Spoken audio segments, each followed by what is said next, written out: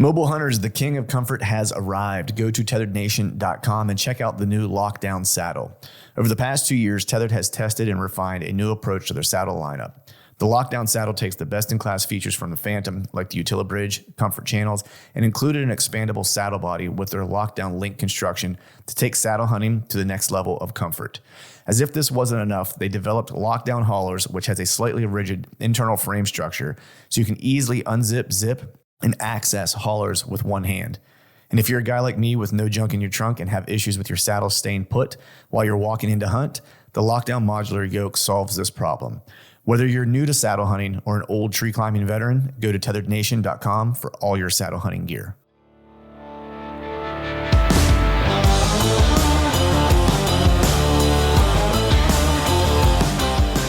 Welcome to the Truth from a Stand Deer Hunting Podcast. I'm your host, Clint Campbell, and you're listening to episode number 363.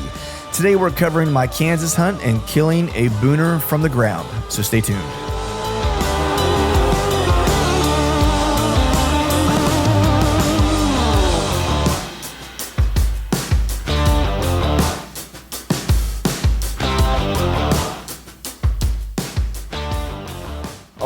All right. What is up, everyone? Happy Wednesday to you. Hope you're doing well. Hope you are feeling fine. Let me be the first to wish you a happy Turkey Day. Happy Thanksgiving. Hopefully everyone spend the day with some family, some loved ones.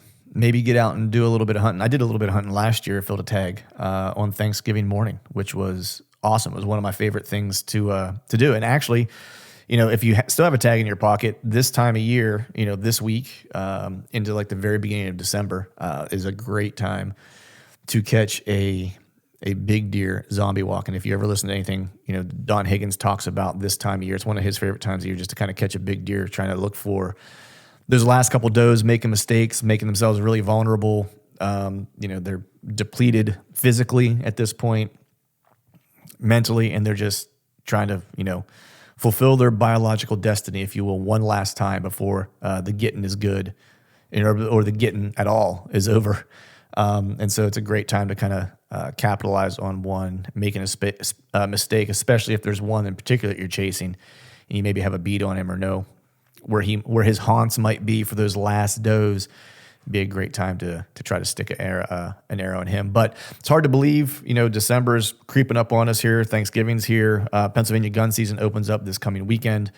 And then, you know, after that, then the late season. My season is pretty much done at this point. I've got a couple of doe tags I'll probably end up trying to fill, do some hunts with some buddies and stuff like that after we kind of get through the holiday season and, you know, into the December kind of time frame. That'll be my kind of plans. But with that, you know, before we jump into today's show, you know, what we're doing today is this is going to be kind of the discussion about the Kansas hunt that I had.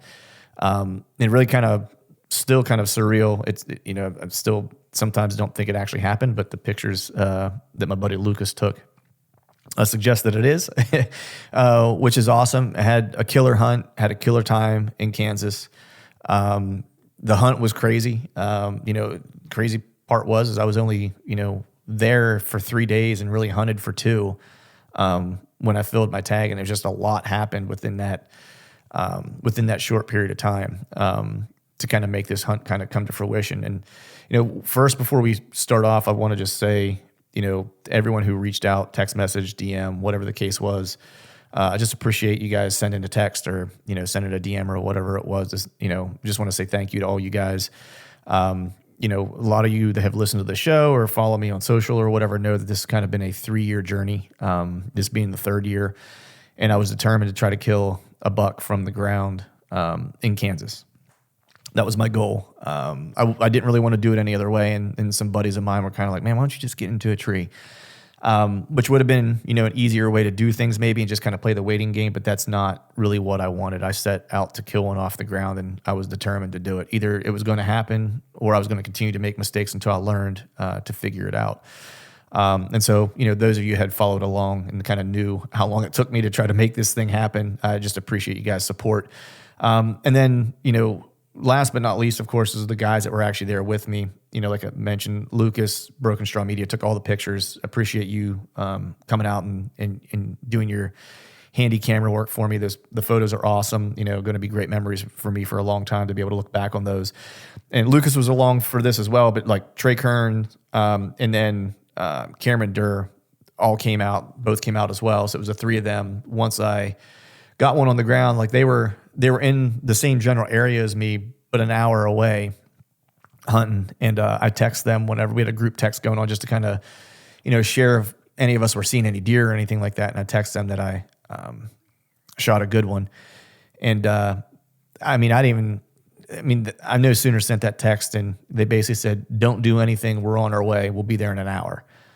So those guys kind of dropped what they were doing and jumped in their trucks, drove an hour to meet me where I was at. And it made it awesome being able to share it with a couple of guys to help with the drag out and stuff like that. And truth be told, it's like it would have taken me hours to get him out if it weren't for those guys. And I don't know that I could have even got him in the back of my truck, just how big he was solo. It would have been a Herculean effort to do that. So wanted to just make sure that I showed gratitude for the guys that were there with me, giving me a hand. So with that, we're going to go ahead and just jump into today's show. A little bit different setup than we usually have. Cameron was in camp. We're in the rut wagon. Cameron actually, ran this episode for me to kind of ask me questions about the hunt, and I participate as the guest in this one. And so appreciate him jumping in and doing this on an evening where he had some work to get to, but he took, the hour and some change out of his evening the day after the hunt to record this podcast with me. So appreciate you, Cameron. So without further ado, we'll go ahead and jump into the show. As always, thank you all for listening. All right, folks, welcome back to another episode of the Truth from the Stand Deer Hunting Podcast, coming to you live from the Mauve Bomber, the Rut Wagon. As you were, I'm here with my good buddy, you know him, you love him, Mr. Cameron Durr. What's going on, man? Nothing much, man. Happy to be here, happy to be in Kansas, and happy to be sitting here with you. Yeah, so we're gonna do something a little bit different here today. If you listened a couple weeks ago, I had my buddy Aaron Hepler on. I turned the reins over to him to kind of run the show. He talked to me about the PA buck kill. So if you don't follow me on Instagram or whatever the case is, we had some success in Kansas. It's been a long time coming. So in the spirit of that, I'm actually going to turn this shit show over to Cameron. And I'm sure he'll do a much better job than me, but he's going to lead this thing as the esteemed host this week, the guest host of the Truth from the Stand podcast. That's a big honor. Well, easy. It's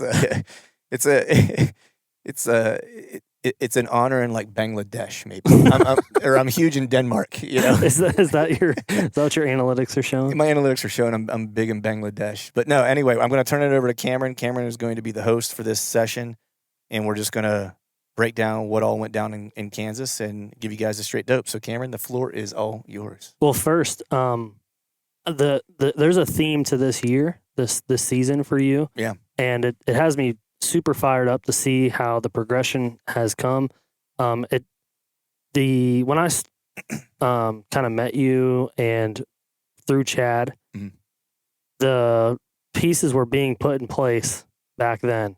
And so this is like the annual data year or the redemption year, whatever you want to call it.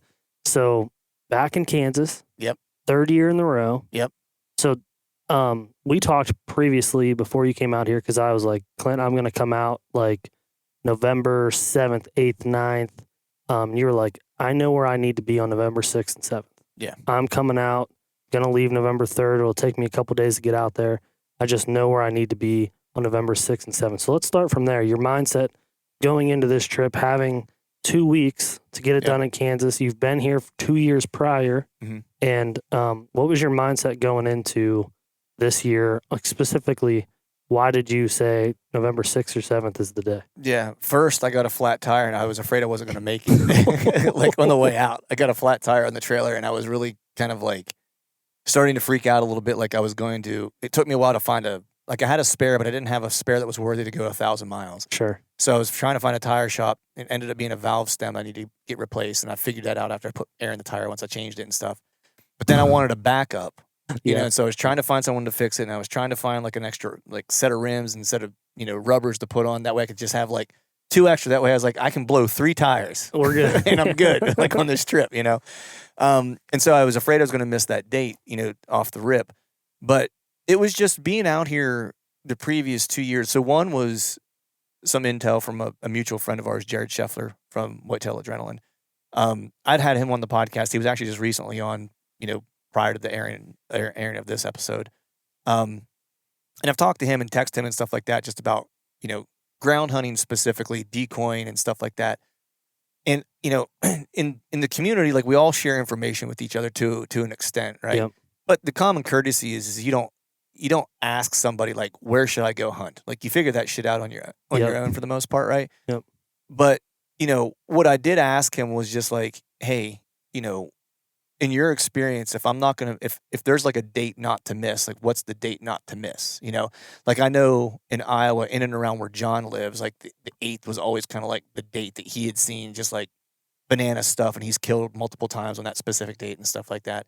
And when I talked to Jared, he was like, whatever you do, don't miss the 6th and 7th. Yeah. You know, that was the first year Chad and I were coming out. Yep. And I forget, I wasn't even on the piece I was hunting this week or last year even.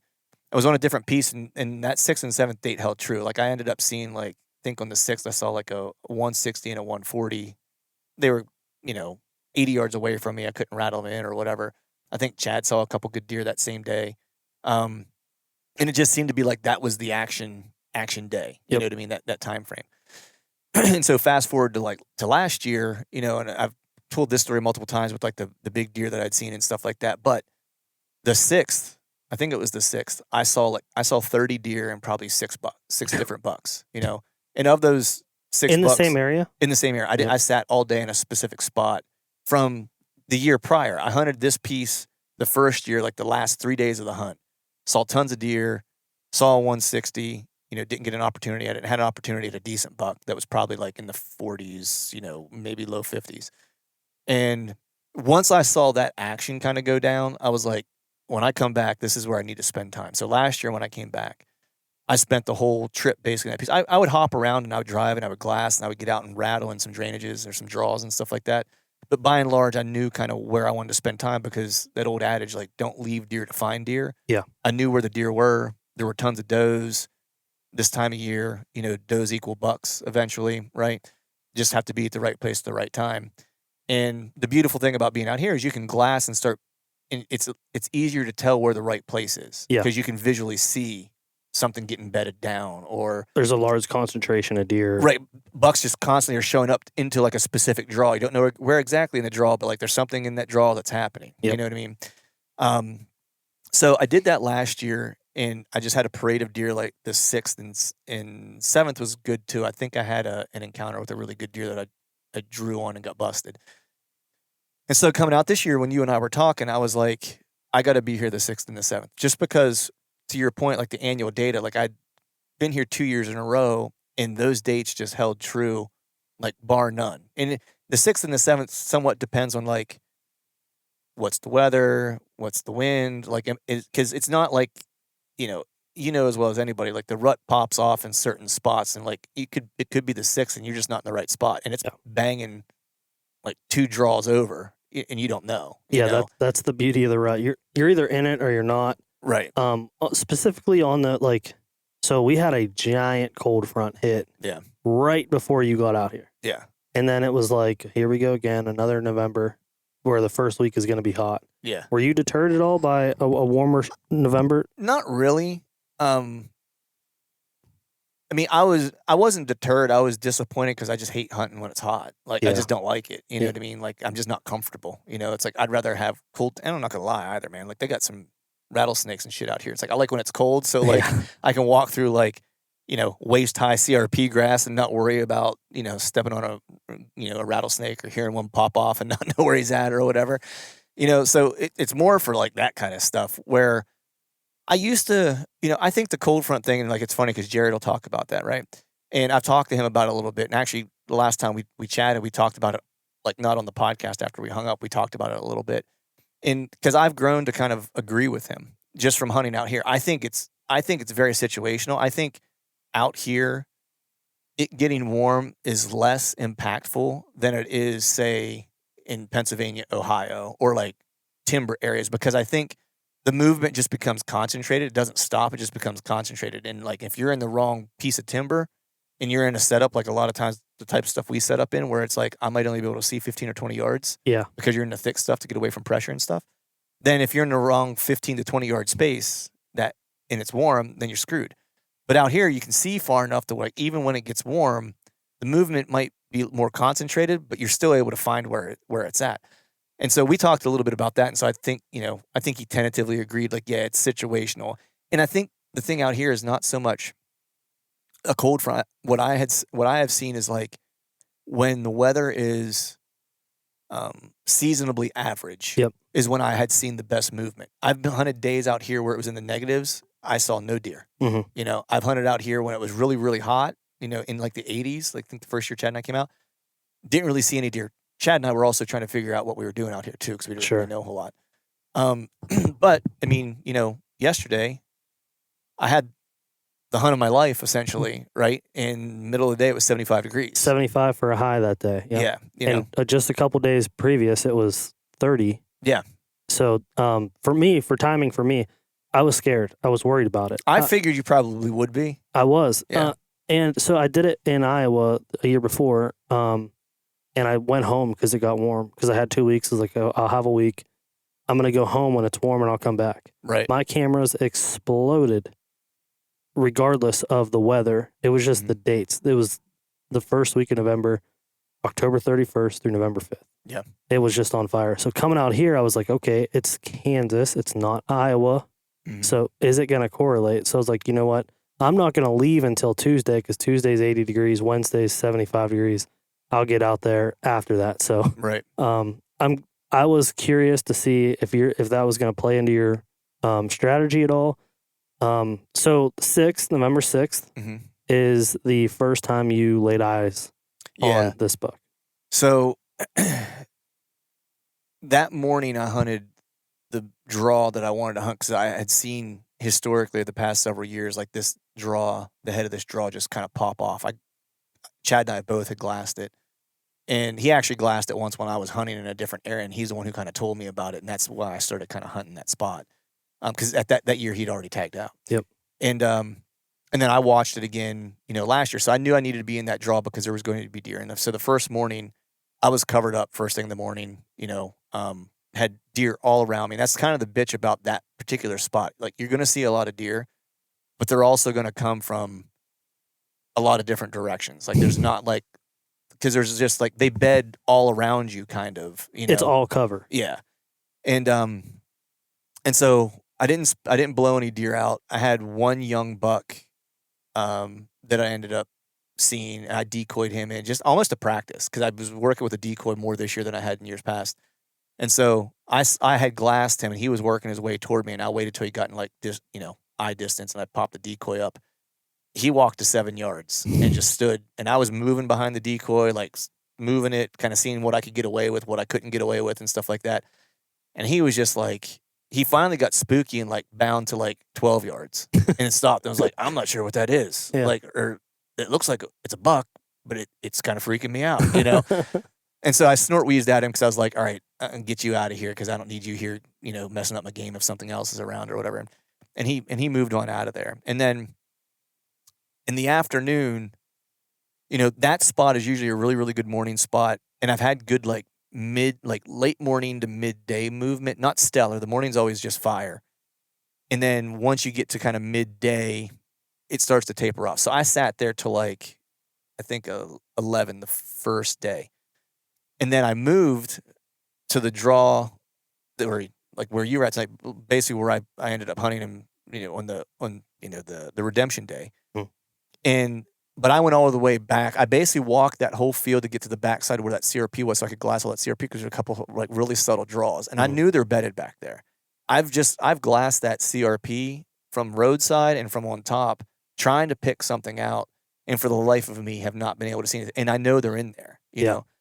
And so I glassed that for probably like an hour, maybe 45 minutes, and I worked my way over to that draw where you were at, along that fence line that kind of goes out. I did a rattling sequence, and I was like, man, this is a really good setup. I was like, I like this setup. And I was actually planning on maybe hunting that again. But for the afternoon, the wind was switching a little bit, so I was like, I'm going to go to the opposite side. And there's a draw over there that I hunted the year before, and I drew on like a 140-inch 8-point, really good buck. And there's does that bed in that cedar row in it and in that draw. And so I was like, I'm going to go over there. I got the right wind for it, and I can set up there. And it's not a throwaway hunt because I've had an opportunity there, but I wouldn't say it's my highest odds hunts. It's one of those things where it's like, I'm not going to booger up the areas that I know are really, really good. I know I could get an opportunity over here because I have before. But the biggest thing is I'm not going to screw anything up, like being over here. And so I went over there, and the wind started switching on me, like as I sat down. I ended up moving twice, like while I was over there. And finally, I ended up moving to where I was like, all right, I'm cutting the wind enough where I'm not boogering this stuff up. But I was like, I'm in a spot where I don't think shit's going to happen. I saw a couple does. But the best part of it is where I was set up is I could see in glass, like basically everything that was up above me where I had what stuff I had hunted before. Right. Yeah. And so I sat back and I was like, well, I'll just, I'll glass for the evening. And if a buck pops up and I can get a shot, then I'll take it. But if nothing else, I'm just going to watch. Sure. And so I'm watching, and like right before dark, I saw a couple of does come out, and I'm watching them, and they're like, I mean, I looked at it on the maps, and to see how far it was. And it was like, 0.85 miles, like, so almost like 9/10 of a mile or whatever. So just call it a mile, right? Yeah. And I'm watching, and all of a sudden, I looked away because I was looking glassing somewhere else, and there was like a doe that was like pecking around like near me. I was just watching, make sure there wasn't a buck following her. And I turned back around and looking through the glass up, and all of a sudden there was another deer like that was with those two does came out, and I saw like another one, and I was just like, holy shit. Like, I didn't even have to look for antlers or anything. I was like, that's a big freaking deer. Yeah. Again, I was almost a mile out, and I didn't have a spotter. I just had my binos, 10x42s. So I could visibly see that deer was like twice the size of every other deer he was with. You know what I mean? Like, just body-wise. Yeah. Couldn't see antlers or anything. It was kind of overcast, so I couldn't see like glistening or anything like that at that point. And then, but I wasn't sure, right? I was like, they're so far away. I was like, maybe it's two fawns, does. You know what I mean? Yeah, yeah. You know what I mean? And then like a 3-year-old or whatever, you know what I mean? And it would look, comparably speaking, like larger. And so I'm watching these, at this point, 4 deer, and then that big one runs, like kind of charges one and runs another one off. I was like, all right, those are 2 bucks. Those are 2 does. That one's huge. I still can't see antlers or anything. All of a sudden, the clouds finally go away. The sun pops out. I still can't see how big they are, but I just saw both of them glisten, that they both had a rack. Yeah. So I was like, they got enough bone that through my binos, a mile out, I can see that they have bone. I was like, so either one of them at that point is probably a shooter. Yeah. Right? They're not an 80-inch no buck. You know You're what I not mean? seeing it from that far. Right. It's like, so either one's a shooter. I was like, that's awesome. And so I watched where they came out. They came from that CRP that I glassed and tried to pick apart and couldn't find anything. They came along this edge of the CRP. There's a cut bean field, and then another little, like a draw, and then like a little row of CRP that they crossed into like this winter wheat kind of like field or whatever. And I watched where they walked out, and I was like, and so it's funny watching deer because you get to watch them so often, right? And the one thing I kind of learned is like, the older bucks usually get the first does like early, right? Which isn't like, I'm not breaking news here, Yeah. right? But what I've kind of found here, and it's just because they're more visible. Like, I'm sure they do the same thing in PA or Ohio or whatever, but I'll often see like 2 or 3 does and a buck just kind of hanging back 30, 40 yards and walking around with them, not pushing them, Just especially if he's the cock of the walk and he's like, that it's no doubt nobody's taking like my doe from me. Yeah. He just hangs back. He's a gentleman. He's not running her. He's not trying to cut her out. He's played the game before. He's just going to lightly kind of just make his presence known. That way, if other bucks, younger bucks show up, nah, buddy, take a hike. Yeah. And that's what he was doing. He was just kind of like, not corralling them, but just, I'm going to usher you ladies around. Yeah. You know what I mean? I'm going to be your bodyguard for the next couple of days until this one's hot for me to cut out, and then I'm going to go breed her, right? The way you described it was she's warm. She's warm, yeah. She wasn't ready to breed yet. She was just warm, and he knew it was just a matter of a day or two, you know? Same thing I saw last year, right? Yeah, same thing I saw play out last year. And so I knew I probably had like a day, 2 at best, before he went into lockdown with her, because right around now is about when they would start to go into lockdown, at least from what my experience has been out here. And so when I saw him just gently ushering her, the other thing I've picked up on is that doe, as long as he's not cutting her out to breed, as long as she's got like another day or so, she's going to lead him around and he's going to go wherever she wants to go. He's not dictating yet. Yep. Right. And so if she likes to bed in that CRP draw on the backside and come out to eat like in the evening in this specific spot, we all know does are habitual, right? They stay in doe families. They have doe bedding areas they like to stay in and stuff like that. So if that's where she wants to be, that's where he's going to be. Mm. And when I saw them do that and just how he was acting with them, I said to myself, I'm going to kill him at that spot tomorrow. Yeah. Now, it's her world. He was just living in it. He was just living in it. Yep. Yeah. And I was like, I'll kill him tomorrow if she brings him out again. And I knew exactly where I was going to set up. So the not to say throwaway hunt or whatever actually played out to be the best decision I made the whole trip. Yeah. Yeah. In years prior, I know the first year was a lot of glass. Yeah. Last year, did you spend a lot of time behind the glass? I did. Yeah. But it was the same type of thing where I would hunt one side, then the other, and the other. And I would always kind of set up like in a kill spot, but there was always like a glassing vantage point I had. And that's just kind of how the way this this particular piece sets up. Like you can get a lot of glassing opportunities with hunts, you know. But yeah, I glassed like the whole first day last year, because I got here, I think like the 4th, maybe. The whole first day, I glassed the whole day. And then I did not a throwaway hunt, but I hunted in a spot on the backside again, and saw a couple does, but I could also glass really well from there too. Sure. So yeah, it's been a lot of glassing. But the funny thing was after that hunt, like I was texting with you and Trey, and you guys were just, hey, did you see anything tonight? And I said I saw a couple does, or I said, oh yeah, I saw a couple does, which I did. Yeah. I was being truthful. I told Chad this after the fact, because I didn't even tell him, was like in the back of my mind, I didn't know if that was the same deer I had the encounter with last year or not, but it was the same area. Yeah. Right. And so in the back of my mind, I had an idea that was going to be a big deer that I saw. Yep. Just body alone and knowing what I had seen in there the year prior, that I was like, if nobody killed him last year, he's probably back. Yeah. And so I didn't want to put any more pressure on myself. Sure. And tell people that like, yeah, I glassed. I'm on a big one. I'm on a big one, you know? And so, and I didn't want to put any more pressure on myself by saying it. I just wanted to be like, I'm going to go hunt my hunt without anybody else knowing what I had seen, what's going on. Because I just don't need the extra pressure. Sure. I don't need to like mind screw myself out of this. I know what my plan is. Yeah. And I think it's going to work, So I just didn't say anything. And then, I went to bed that night thinking I was like, I was speaking it into existence. I was like, I'm going to kill that deer tomorrow. Yeah. Like that was what I thought. Like whenever I got home.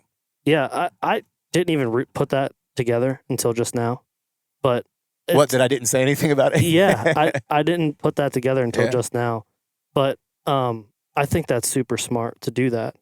And just because you don't have anyone else getting in your head about where was he at? What should you do this? And you're like, okay, well, now that we're talking about it, here's my plan. And I've had this happen to me. I'm like, well, here's my plan.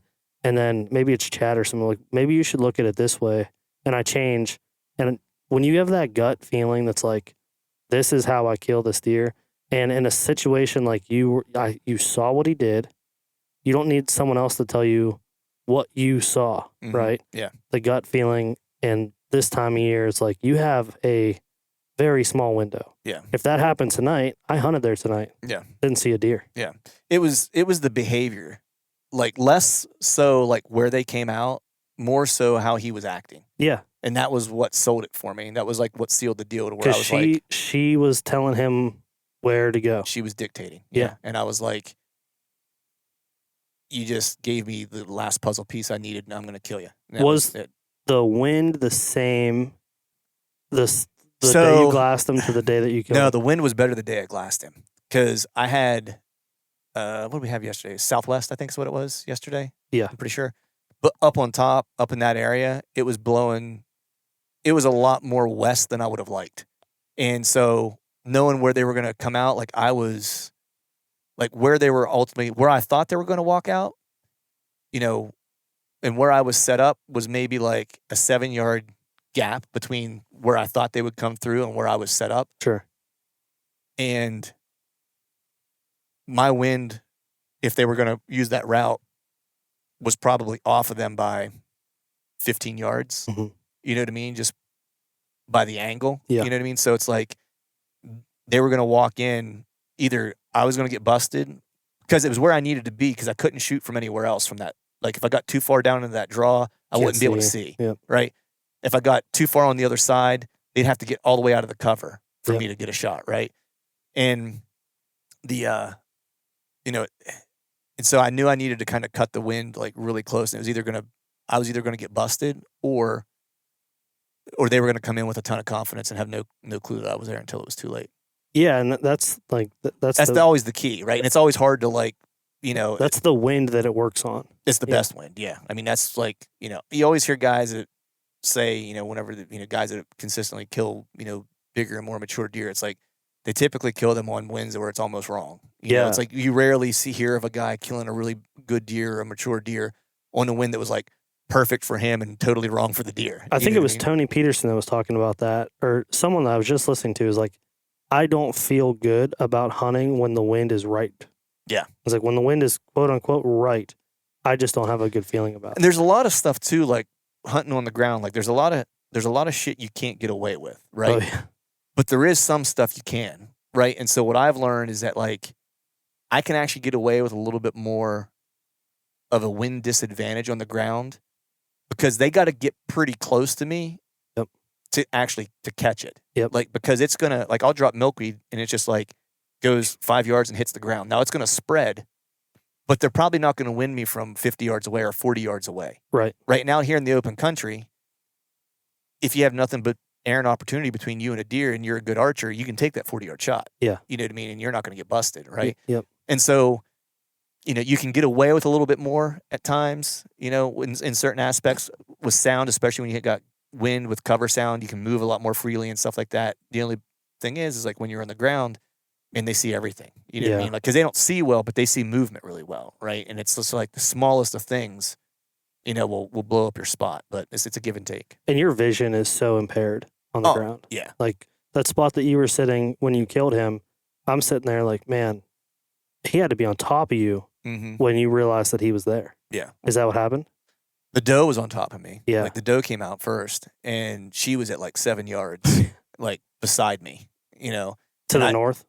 Yeah, to the north. Yep. And like I saw her like when she was right beside me. Like I never heard her. You know what I mean?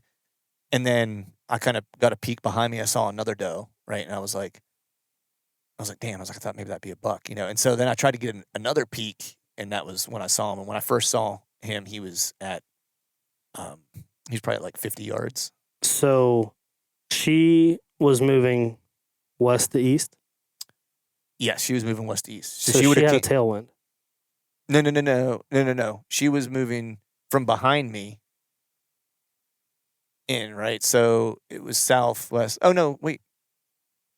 North. No, we had a southeast yesterday. Okay. I didn't get out of the truck yesterday, so I never even looked. Oh, my bad. We had a southeast yesterday because it would have been blown. If you were sitting looking at that, the draw that I've hunted and like looking at it, it would have been blown across your face. Okay. That makes more coming sense. From your left to your right, but not real hard. But she was just quartering into the wind. Yes. Okay, that makes way more sense. Quartering into the wind. Sorry, I got my directions mixed up there. But yes, I saw her first, and she was basically right beside me and on top of me, and he was at like 50 yards whenever I first saw him. You know, in the open, like in the wide open. You know what I mean? Like, and you know, and it was, you know, a little bit shit your pants moment at that point. Yeah. So walk us through that moment, everything that went down. I mean, that's we haven't talked about the size of the deer yet, really, but when you're in that moment, I mean, there's a lot of stuff that has gone into this point right now. Yeah, I mean, you know, it's like I always say, man, it's like I've never been great at anything necessarily, right? And so anything I've ever been like good at or decent at, it's like I've had to just like be persistent and work harder than the next guy or whatever. That's just like the way it's been. Like whether it was athletics, whether it was music or jiu-jitsu. It's just like I spent a lot of time doing it. It's the only way I get good at stuff. And this was really kind of no different, and as I was kind of walking in for that hunt, I wasn't like trying to psych myself up necessarily, but I walked in, did this in Montana, and I don't do this very often because I usually like take more gear than I really need. But I got out of the truck and I was getting my pack together and I was like, F this. I was like, I'm not taking a pack. I threw all my shit back in the truck. I grabbed my bow, a set of rattling antlers that I stuffed down the back of my pants, and grabbed my decoy. And that was it. Yep. And I was going in. That's all you need. And I was like, I don't need any more than this. Any more than this, I'm gonna have too much shit around me. And I need to be able to move. Mm-hmm. If I need to move, I can't be like stumbling over stuff and things like that. And so, walking into it, it was one of those things where I was like, I just felt like it was going to happen. Mm-hmm. You know what I mean? Like you get like these premonitions where you're just like, this is the day, Now I'd be lying if I felt that way the whole time I was sitting there, because I'm sitting there, I'm not seeing a stinking deer at 75 degrees. It's not the first spot I set up. I set up a little further closer to that fence row. Oh, okay. For like about 30 minutes. And I was like, because I wanted the wind to cut harder. Sure. Right. And I was like, man, if they come out further to my, a little further to the west, where you park, like out that direction, I was like, I may not see them. I was like, or I certainly I'm not going to get a shot. I was like, I need to be further up. And so after like sitting there for like 30, 45 minutes, I picked up all my crap and moved to ultimately where I ended up sitting up. And that spot I didn't like at first because like the sun was directly overhead and like pounding on me. And I was like, man, I am just like lit up like a Christmas tree here. Yeah. You know what I mean? But I was telling myself, I was like, look, they didn't come out till like 15 minutes before like last light. So like, last light was like 5, or not last light, but like sunset was 5:30. But yeah, 5:30. Yep. I was like, they didn't come out till like 5:15 is when I got a visual on them. I was like, if they follow the script, I was like, it won't matter because that sun's going to start peeking down behind. You'll have the shadows. ridge line. I'll have shadow then. Right. And so I was just like baking, just like, you know what I mean? I was like, I'm just going to stick it out. You know what I mean? I was like, because this is where I need to be. And yeah. And then I don't know where you want to go from here. I kind of got off on a tangent there. So when you were set up, you're anticipating them coming from the west. Mm-hmm. I sat there tonight, so I know exactly what it looks like. And I was trying to play this in my head while I was sitting there. Mm-hmm. Were you facing the cut field, or were you facing the CRP? I was kind of like, so if that cedar tree is right here, that small cedar, yep, I was almost looking directly at it. So I could look to my left and see like the CRP that was back there, and then that cut bean field that was back there, all through that, the backside of that CRP. And I could see anything that was going to potentially maybe pop up out of this draw. Other draw. You know what I mean? So I was kind of sitting there like that because I didn't think anything was going to come from like behind me, And so I wanted to make sure I could see, but like I got caught with my pants down when that doe came because I turned like this way a little bit and was like glassing over this way, and I was actually glassing the opposite side, and so I got caught, which was stupid because it's like, it's freaking showtime. You knew they were going to come. Yeah, if they were going to come, it was going to be at that time. You know what I mean? And I'm like glassing the opposite side, going like, I wonder if there's a deer over there. So, but yeah, that was how I was set up in there. Yeah, I was trying to play that through my head because I sat knowing what I knew from your hunt. I put my back to the cedar. Yeah. So like, this is like a wide open. I don't call it a winter wheat field, food plot, whatever you want to call it. And I was like, I don't really anticipate any movement coming out of here. Clint sat here. Nothing came from behind him. It all was coming from the west. So they come out of that CRP and they're going to feed their way past you. Yeah. And then it gets a little western. Yeah. Yeah. So, well, I guess we should also say like everything we're hunting out here is all weehaw, is all walk-in access stuff that anybody can go hunt. And there's other guys that are hunting this piece that we've, seen trucks and stuff like that. And so, parked there and I've watched them walk in and watched their headlamps come in and stuff in the morning because it's a weird thing out here. Like guys don't get in until like almost like as the daylight is breaking. Gray light. Yeah. And I've done that in the past if I don't want to bump deer, but if I know where I'm going and how to get in and out, I still go in and get set up in the dark. Yeah, so I'm set up there, how we were talking about, kind of facing to where I could kind of look both ways, and I get turned the one direction with my back toward where I thought they were going to kind of come from because I was glassing, and that's when that doe slipped out, and she slipped out to like like I said, like 7 yards, and she's like, now if I'm sitting here, she's like right out here, like off to my left, like catty corner at 7 yards, and I'm just watching her, and I heard something behind me, and I kind of like side eyed a little bit, and I saw a second doe, and I was like.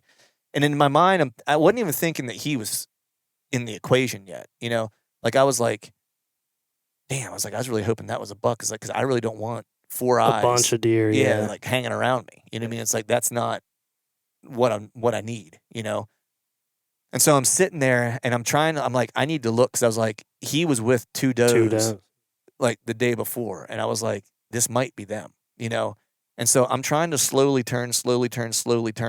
And of course, it's a warm front, and so the wind is like 6 mile per hour at best if you're getting wind. So it's not like enough to get cover sound, and everything is crunchy. In locust tree. Yeah, I'm sitting underneath a locust tree, with, basically the cedar in front of me and a locust tree kind of behind me, and so everything's crunchy. And so I'm trying to turn, not make any noise, and she can't see me, but she sees something move, and so she just stops, and she does that like pops the head up.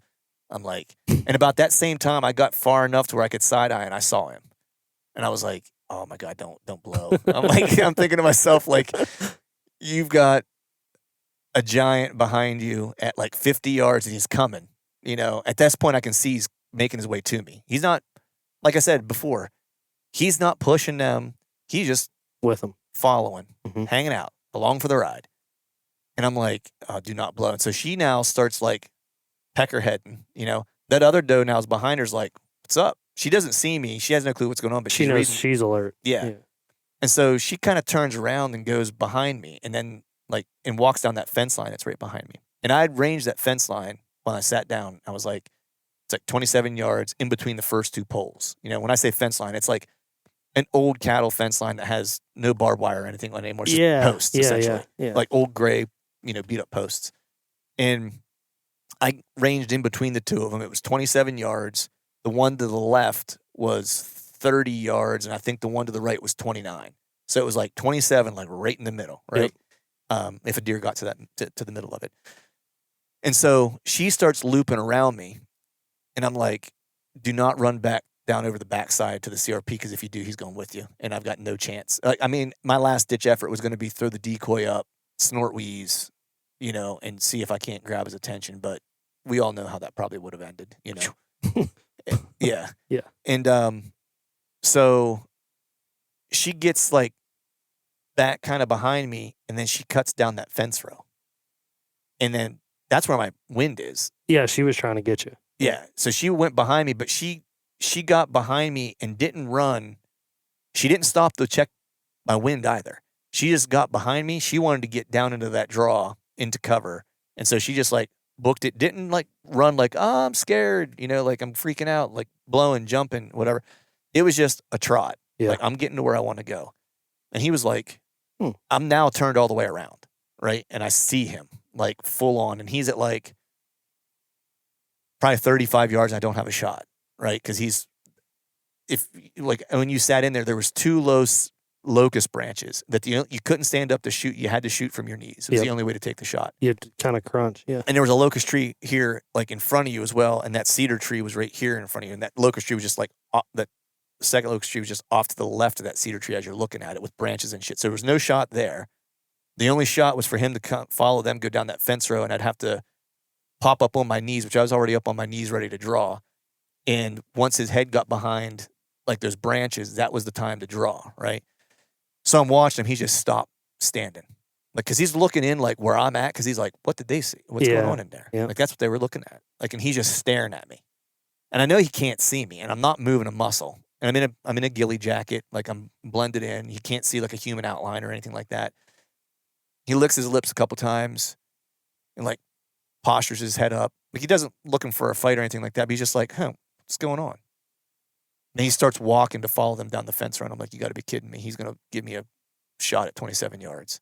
I have a 26.5 yard pin, like single pin. So as soon as his head got behind that tree, I drew back. He never heard, never saw me draw. He got to the marker that I had that I knew was 27 yards. I hit him. Also, the same time he hit my scent cone. That was right where my scent was dropping, and it was crazy. Like I noticed it as I was at full draw, waiting for him to stop. He stopped and snapped his head and looked at me, and you could tell he heard me and he smelled me at the same time and was like, "Shit." Damn it. You know what I mean? Like, yeah. And as soon as he stopped, and the crazy thing was, man, is like I've taken enough shots, at deer and stuff in the past that, like, there's times where I like go blank, everything goes autopilot, right? And this one was like one of those ones where it's like, I remember everything. Like, because when I first saw him at like 50 yards and that doe was there, like, I started getting like the buck fever, the shakes. Here we You know what I go, mean? yeah. I was like, I don't remember if I was shaking, but my heart rate got up and I was having a hard time catching my breath. I was like, oh my God. You start to panic a little bit. Yeah, because I wasn't sure how it was going to play out. And I was just like, I don't know. It was just like, I kind of just told myself, I was like, dude, relax. Be patient. Yep. Let it play out. Make decisions based off of what they're doing, not what you want to happen, And as soon as I did that, I don't know what happened, but like I just got super calm. And like, I don't know, people will call it kill mode or whatever. I don't really subscribe to that. It was more that I was just like, I just grabbed a hold of my emotions. You're present. I was just in that moment. I was like, I'm going to live this. This is going to be fucking awesome. Like, no matter how it plays out, this is going to be awesome, And then from there, it's like, I remember everything that happened, every decision I made. I knew when I was going to draw. I drew. I stopped him. I didn't like stop him and just like rip it real quick. I stopped him. He was quartering kind of to me a little bit when he stopped. Because when he stopped, he kind of like turned real hard, whenever I, mouth bleeded him. And he got my wind and he like turned a little bit. And so I floated the pin and it's so crazy how you make these split second decisions, and I was like, I was going to try to shoot center mass, but I was like, I feel like I'm going to have a marginal shot if I do that because he's turned a little more than I thought. So I ended up putting it on the inside of his left front shoulder. So in the pocket, basically between his neck and his front shoulder blade. Yeah. And I held it there and I just let the pin float and ripped it off and bam, it hit him. He jumped and spun and he took like a bound and like fell on his face. And then he jumped up and took like 2 or 3 bounds and then fell on his face again. And then he took like 2 more bounds and like jumped into the CRP. And then I didn't see him anymore. And so when he wheeled and jumped, he went back out into this cut bean field, right? And he circled kind of around. And this all happened within like 40 yards. Like he wasn't ever, he was at 27 yards. And the last time I saw him, he was at about 40 yards. Yep. And so I'm standing there. And that's the first time it really registered. Like, I mean, when I saw him at 50 yards at first, I just told myself, I was like, that's a shooter. I didn't like try to score him or anything like that. I was like, that's a shooter. So I immediately made up my mind I was shooting him if I got the opportunity. And so I wasn't like, oh, he's this or he's that or whatever.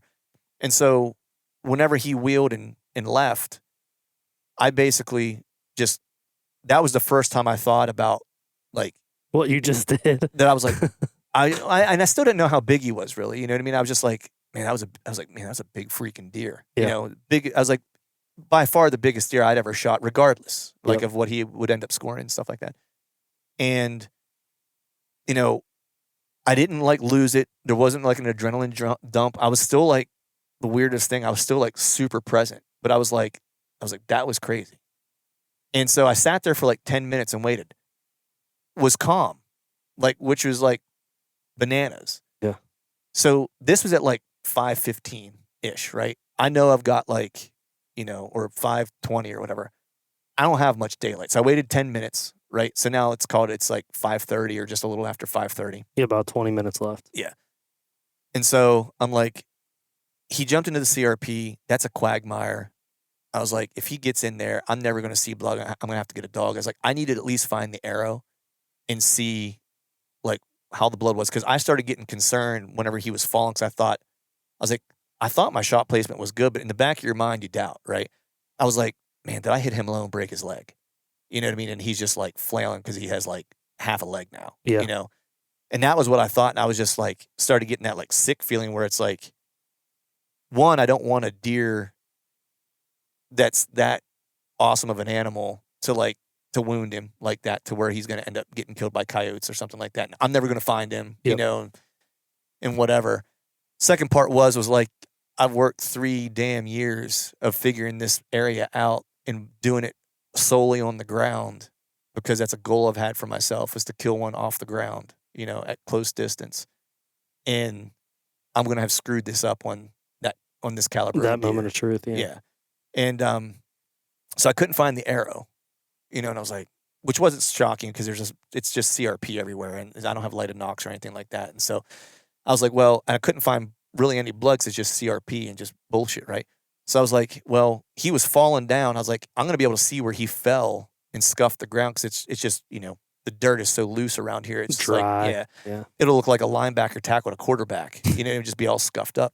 So I went out there and started looking. I was like, blood. But I still couldn't tell what type of blood it was because it hit that dry, powdery dirt and just looks dark, and it just coagulated right away. It just looked like blood mud is what it looked like.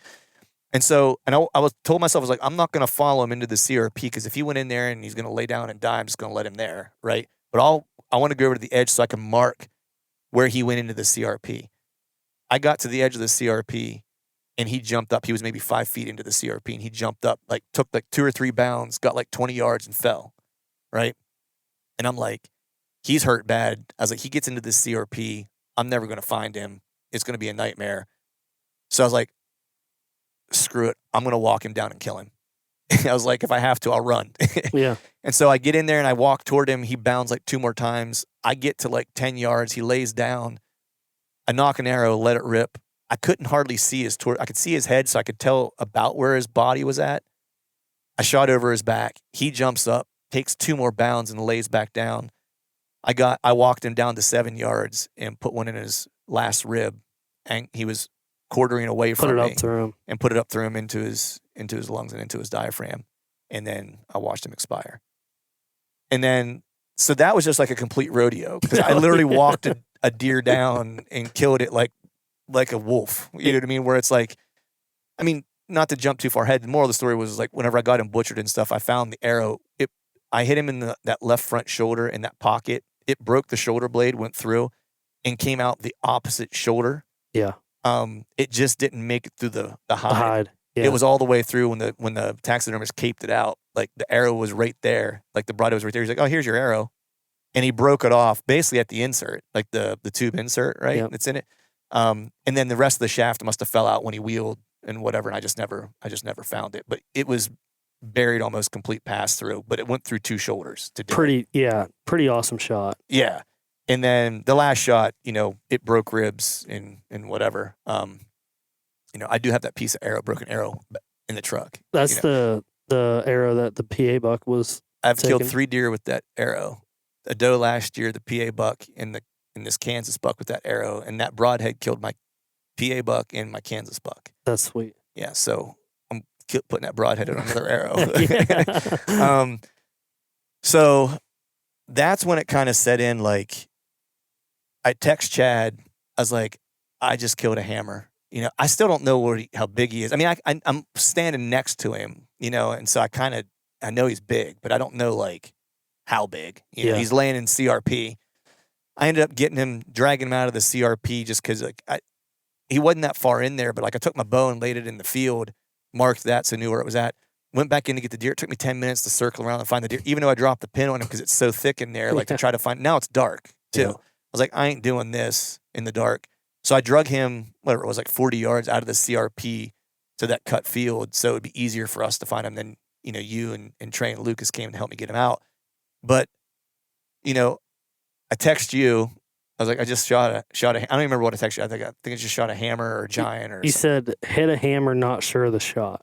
Yeah, okay. And then the next text was giant down. Giant down, yeah. And then you called me and you're like, what is he? I'm like, I don't know. He's a 6x5.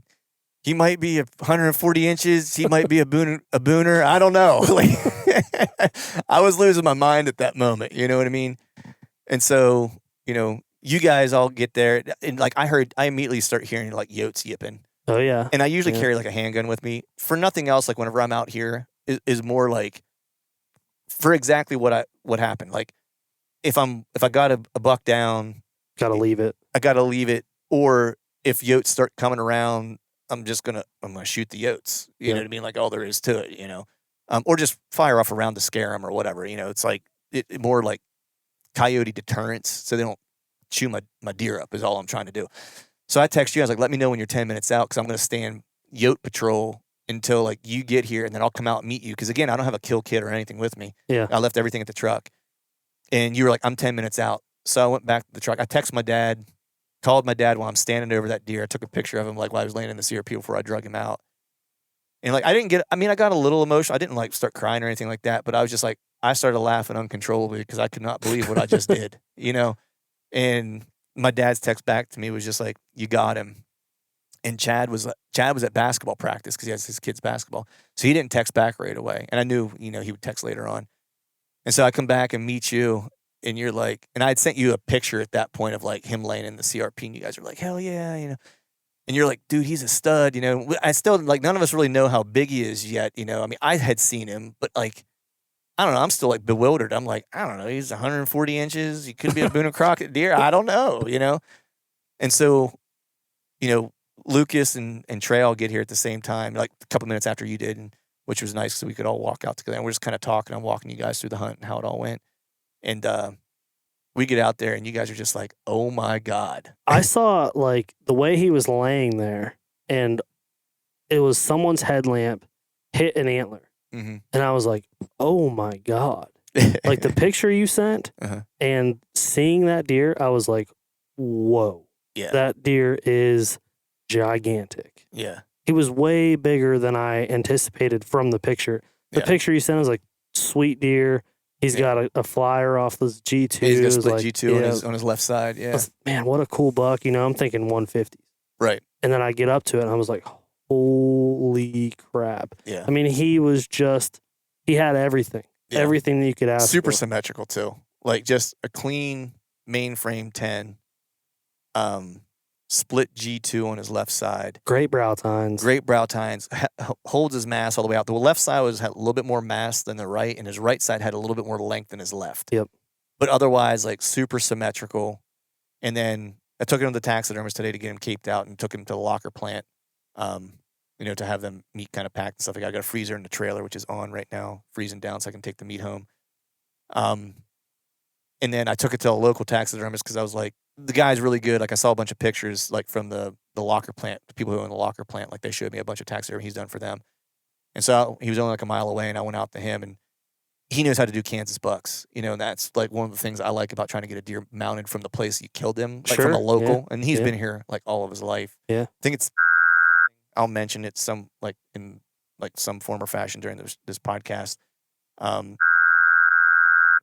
think is his last name. Does awesome work, and so it's cool. I could take it to a local guy. So he was caping it out, and what he does is he's like, if you have time and hang out, he's like, you can watch me cape him. He's like, and I'll tooth age him for you, like on the spot. He's like, and we'll get you a gross measurement. And I was like, I ain't got anything to do today. I'm hanging out. I'm hanging out with my buck. You know what I mean? Like, I don't know how many times I walked outside last night and just looked at him in my truck. You know what I mean? I was just like, I can't believe I did that. You know? And so he ended up measuring him. And he ended up gross scoring 172 and 1/8. Unbelievable. So Boone and Crockett, Kansas public land, walk-in access, Kansas public land, Boone and Crockett deer from the ground in a ghillie jacket. Yeah. That I called my shot before I came out here. I was like, it's either going to be the 6th or the 7th. I told Chad that before I got here. I didn't tell anybody else. Before I left, because I came out to the X's headquarters and spent the day there working the day before I made the rest of the way out. And I told Chad, I was like, I really think I'm going to have an opportunity to kill like in the first 2 days. Yeah. And you kept saying like, I was like, what's your plan? You're like, I know where I need to be the 6th or 7th. That's all you said. It was like, after that, it's going to I didn't have much of a plan for after that. Yeah. It was going to be flying by the seat of my pants at that point. I mean, I knew some spots I would probably go to, some stuff I've checked out in the past and stuff like that. But I was also going to make a trek to like a whole different area for part of it. I was probably always going to make my way back here at some point. Keep later. checking on it, yeah. Yeah, because like the first time I hunted here, it really popped off like around like the 11th, 12th. Well, after Chad killed on the 11th, so it would have been like the 12th, 13th, 14th. Like it really fired back up. Yeah. Like and was really, really good. And so I knew that like the later part of the second week, like I'd probably make my way back here because it should be popping off again. Yeah. So that was kind of my game plan. But yeah, I was thinking, man, like I've done this podcast for a long time, and I've had so many guys on that like I wrote the headline for like the podcast that was like Public Land Booner. Yeah. Public Land Booner this, or Public Land Monarch, from the ground or whatever. Just think right? 3 years ago. Yeah, with Chad. Yeah. Yeah. And I never thought that I would do that. Yeah. You know what I mean? Like I just never thought that. I thought, I'd maybe kill a good deer or whatever. But to kill a public land Boone and Crockett deer from the ground, I mean, I don't know. What else could you ask for, really? Yeah, I don't know. This is like, you know what I mean? This like, is what you live for. Yeah, it's and it's just hunting, like watching a big deer like that and hunting him and then ultimately killing him. Like, it's not like it unlocks anything, but like you start to get a different appreciation for why they're hard to kill. Yeah. Because he only made one mistake. That was it. It was letting me see him. One time. It's like they're so much more susceptible this time of year because where that doe was going, he had to make sure. Yeah. He had to,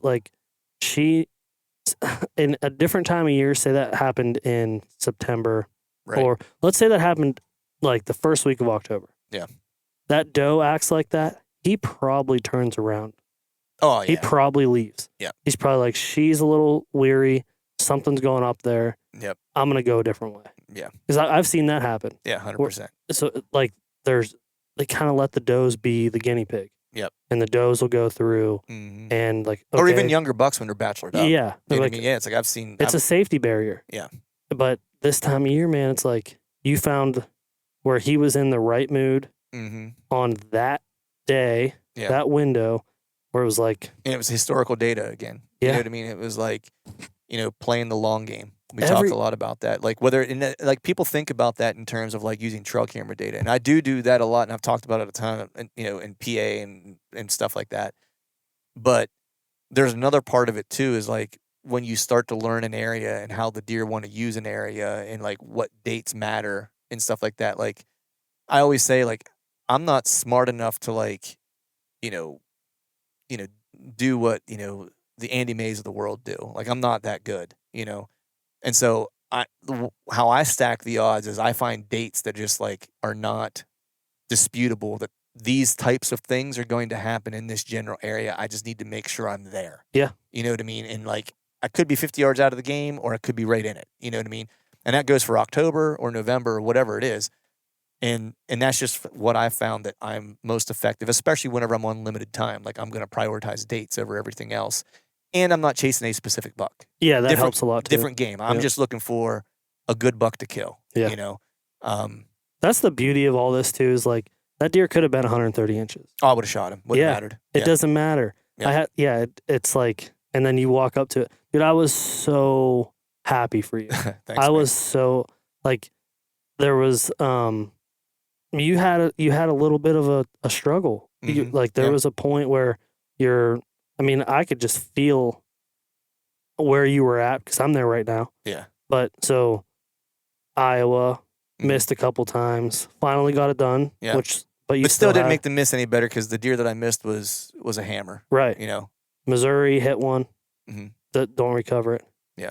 So you're going into these scenarios where you're like, man, like drew multiple times, 3 years in a row, or 2 years in a row here, where I was at full draw on a deer, got winded by a deer, like screwed up on a draw on a deer. A ton of bad. The deer I saw last year on the last day, on the second day, and then the last day where I had the close encounter. Like I have a better appreciation for how big that deer was. What he is now. Yeah, because like knowing that the deer I killed was 172 inches, the deer I was on last year was 80s to 90s. Yeah. Because he was he was Trashy. he had trash all over, and he was significantly bigger than the one I killed. Yeah. He was like, I love the deer I killed. I ain't gonna like look a gift horse in the mouth, right? But that deer from last year was like just on another level. That's the upper echelon. Yeah, that's like, you're Don Higgins when you start killing those. Yeah. You know what I mean? Yeah. So speaking of Don Higgins, November 7th, historically, more Boone and Crockett deer have been killed on November 7th than any date ever. Wow, I didn't know that. It's crazy. November 7th is the number one date for Boone and Crockett entry, so you added to that statistic. And one more thing that I wanted to bring up was we talked about it a few times, like you being present in that moment. Yeah. So it was something that I was like, it has to be a relation to the, regardless if it's jujitsu for this, for the sake of this conversation, but you're putting yourself through hard shit. You're doing hard things constantly. And when you were describing how the hunt went down and what you were doing, you were telling me like the deer looked at me, the deer did this, I did this. So you the whole time I was thinking to myself, I would not have been able to tell you what the deer was doing when I shot it. I would have been like, I don't know, man. I hit it and I blacked out. I lost it. I'd just lose control. And you were so present. I was like, this has to be a direct relation to the training. Yeah, even the choice, even like the decision to try to walk him down and kill him. Yes. Like that was like, it was just like in that split second, like I was thinking clearly and I was like, and there wasn't a doubt in my mind that I was going to do it. I was just like, I'm going to walk him down and kill him. Yep. Like I'm going to finish it, you know? Now chances are after looking at after looking at like where the arrow was and stuff like that, their will to live is unreal, you know, like especially now. Yeah, five more minutes, like he was just gonna lay down and die, like where I first jumped him up, you know. Cut the top of his heart off. Yeah, and so, but the jiu-jitsu piece. So it's funny, like I don't often read comments, right? Actually, never. I never read comments, and people shouldn't. Like it's bad for your health. But sometimes like if you listen to the show long enough, it's like I'll do a giveaway and it's like, comment, or leave a review or a rating or whatever the case is. And so I have to go in to look. That way I can pick the person randomly who's going to win whatever the entry was. I don't know the guy's name, but he made a comment that shit usually doesn't bother me, but it said something to the effect of, on this podcast, I talk about things that I like, things that I love, right? Yeah. And those two things happen to be chasing whitetails with a bow and peppered in with a little bit of jiu-jitsu, because I truly think that it helps me, not just in bow hunting, but in life in general. It helps me. And so I introduced that, right? I try not to be too heavy-handed with it and stuff like that, but it's a part of my life, a significant part of my life. And the guy basically said didn't want to hear all the jiu-jitsu bullshit, and that maybe if I spent less time on the mats and more time in the woods, I would kill more deer. Yeah. Right? And so if you're listening to this, I would like to give you I don't do this often, but a heartfelt fuck you. I just killed a 172-inch deer from the ground on public land. 3 weeks after you just did it in PA. Yeah. And so this was kind of my redemption year. And so that one comment kind of stuck in my craw. And it was a lot of the training that I do in jiu-jitsu being present under stress. That's what that does to you. Like, and if you've ever bow hunted, it doesn't have to be a Boone and Crockett deer. It can be a 100-inch deer in Pennsylvania. It doesn't matter. They're all stressful moments whenever you're going to release an arrow and take an animal's life, And so it doesn't just pertain to big deer or whatever the case is. It's just managing these high stress moments, being present so you can make good decisions. That's what jiu-jitsu is at its like core. Yep. You're under duress, that someone is imposing their will on you, and you're having to stay present and stay calm and problem solve. Yep. It's physical problem solving or physical 3D chess with dire consequences. Bow hunting is physical 3D chess in the three-dimensional world with dire consequences for one of the actors. Yeah. Right? It's not as different as people want to make it to be. If I can make decisions 4 days a week, 8 hours a week in a gym with someone trying to strangle me or dislocate a joint, right? When I get into a stressful situation with a big animal, it's not exactly the same, but it makes managing the feeling the same. Oh yeah, because I mean, let's be honest. Everyone listening to this knows has been there.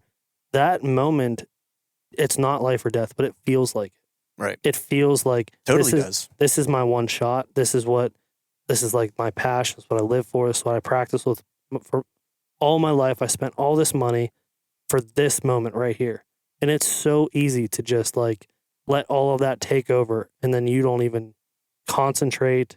And then it's gone, and then you missed it, and you're like, oh my god.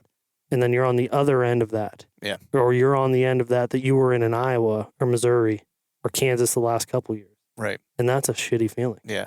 And for people listening, sorry about the potty mouth, but that one comment annoyed me. And it wasn't so much me that it's directed toward me per se. It's more so that someone thinks that they have the right or whatever, that just because they have an opinion that everybody should hear it.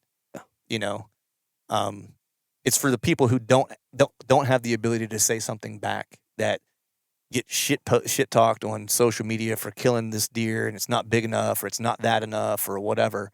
It's just like that stuff drives me crazy. And so I just wanted to take this one opportunity. I'll never do it again. I'll never bring up someone's comment again, ever. But it was just, if you're not going to be a positive light in people's lives, then just don't turn your light on.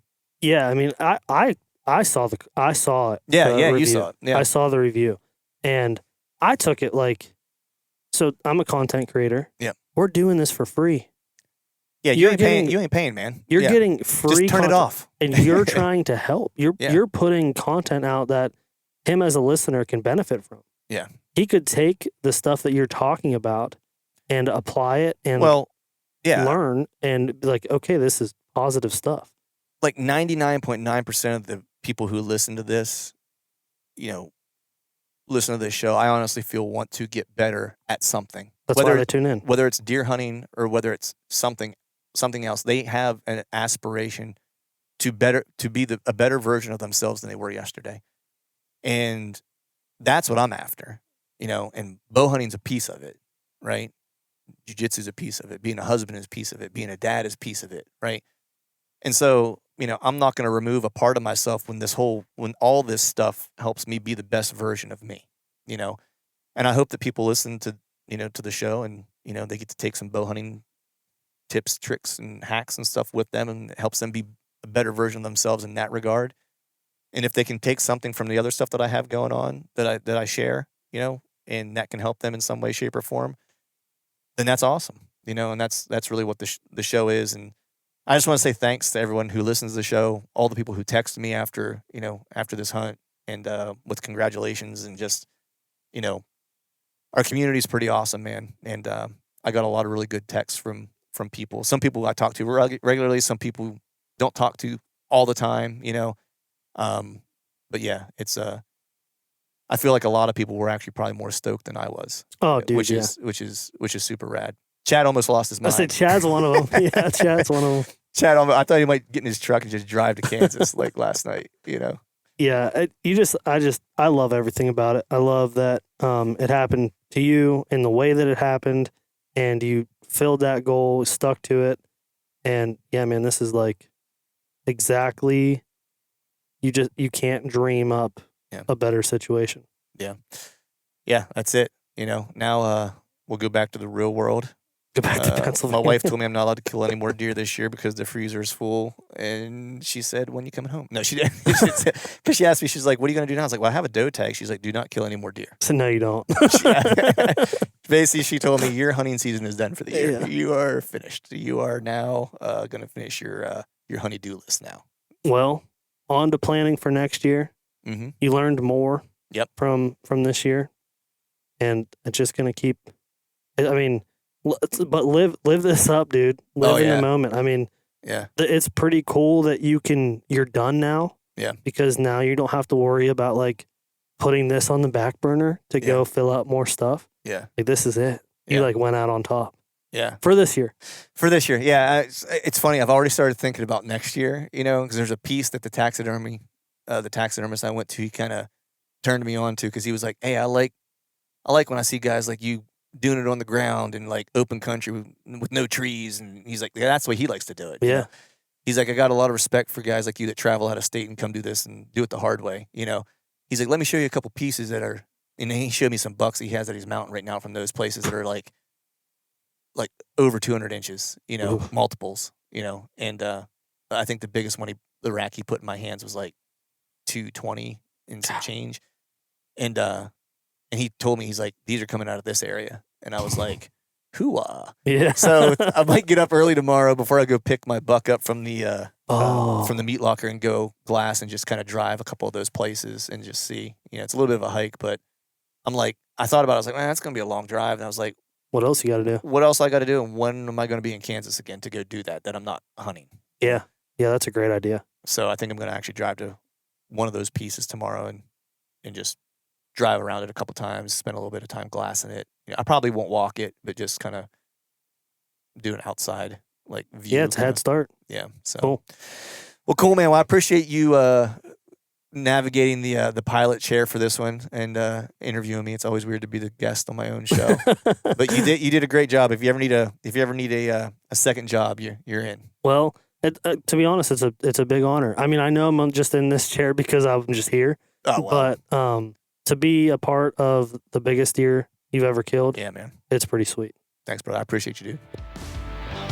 All right, folks, that is a wrap for today's show. I'd like to thank all of you for listening, and if you haven't yet, please head over to iTunes and leave us a 5-star rating, and be sure to subscribe to the podcast. And while you're at it, head over to YouTube and give us a sub there as well. I'd be super appreciative if you do those couple things for me.